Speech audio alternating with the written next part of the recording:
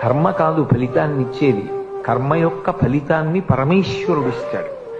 అదే పరమేశ్వరుడు కర్మ ఫలితాన్ని తగ్గించేయగలడు, కర్మ ఫలితాన్ని పూర్తిగా తోసిరాజనగలడు. అందుకే ఆయన ఈశ్వరుడు అయ్యాడు. అటువంటి భగవంతుడు అందరికీ తండ్రి, సమస్త ప్రాణులకు తండ్రి. అందుకే మీరు జాగ్రత్తగా గమనిస్తే భూత ప్రేత పిశాచములు కూడా ఎవరి చుట్టూ ఉంటాయి అంటే శంకరుడి చుట్టూనే ఉంటాయి. అలా తండ్రి అయి ఉండి అందరినీ ఉద్ధరించడానికి ఆయన ప్రయత్నిస్తూ ఉంటాడు. అందుకే శ్మశానవాసి చిట్ట చివరికి ఆ భూత ప్రేతాల్ని కూడా తన చుట్టూ ఉంచుకుని అలరిస్తూ ఉంటాడు, వాటిని కూడా అనుగ్రహిస్తూ ఉంటాడు. అంతటి దయామూర్తి.